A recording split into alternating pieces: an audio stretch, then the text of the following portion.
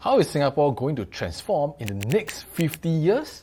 If you are unsure, let's take a fly pass into the future to have a glimpse into where are the 7 residential towns that is going to be and why you as a homeowner must be aware of.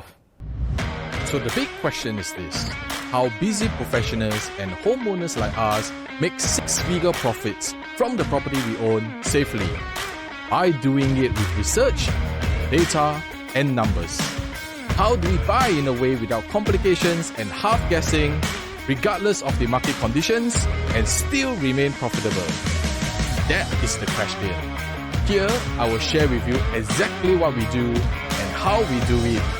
My name is Edmund and welcome to Singapore Real Estate Insider.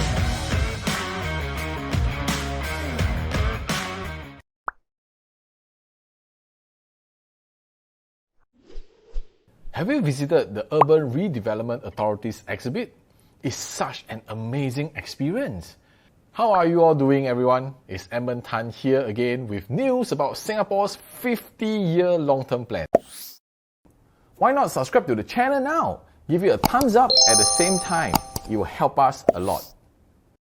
I'm always very amazed at how Singapore are able to plan things ahead and ensure stability when it comes to property.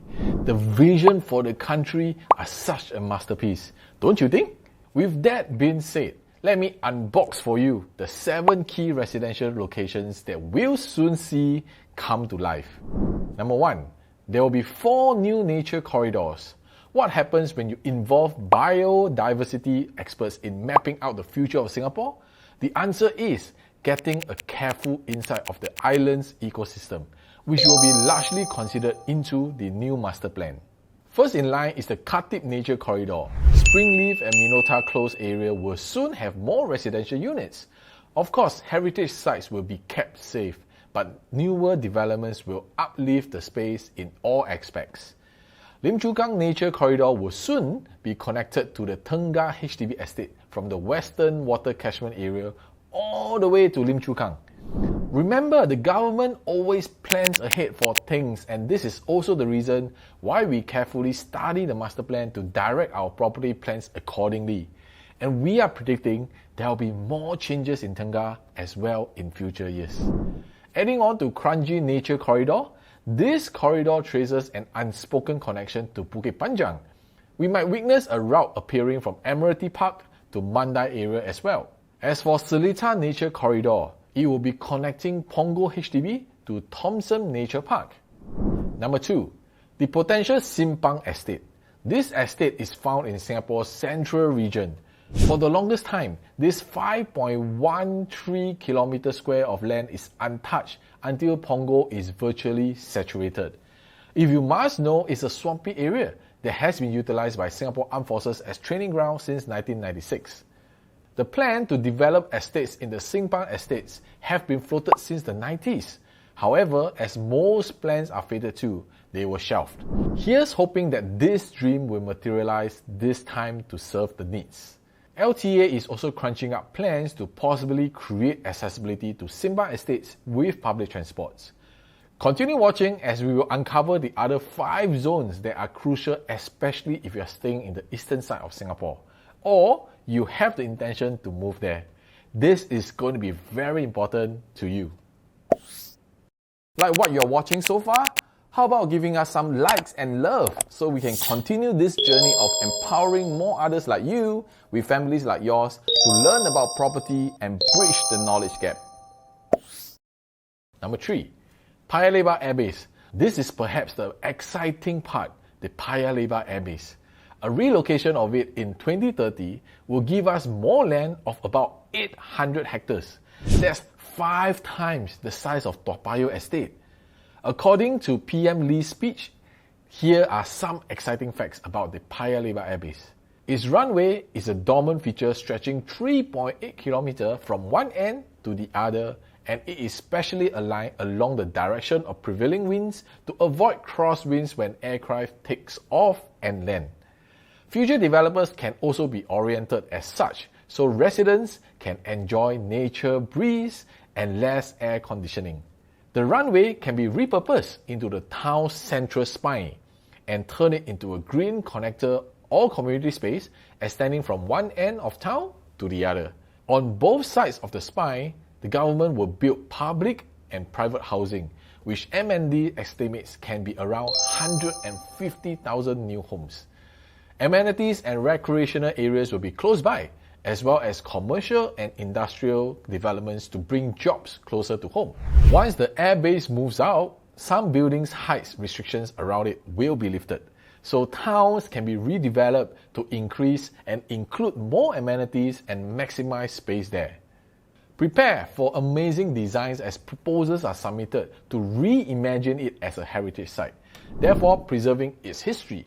Ideas are pouring in as well to discourage car use in the vicinity and promote walking, biking, public transports, and kinder vehicles for the planet. We would love to see more car-lit spaces in Singapore, right? Comment below if you are excited about this move of the airbase. I know many will because of the fly past of the planes. Bayshore Area. We can't wait for the further developments in Bayshore when the Bedok South MRT lines are completed. Healthy living finds a home at the new Bayshore housing precinct near East Coast Park, says URA. The space is connected to the rest of the country through the 2 new Thomson East Coast Line stations. The Bayshore will be inviting people to walk and cycle as the primary means to move around. Can you imagine how enjoyable a stroll around these parts can be? Lots of community spaces, facilities, and activities. These developments also ensure citizens that other regions in Singapore will be decongested because businesses and residential developments will be encouraged to move to the Bayshore area. As you know, Bayshore has been eyed to become a lifestyle hub as a waterfront estate.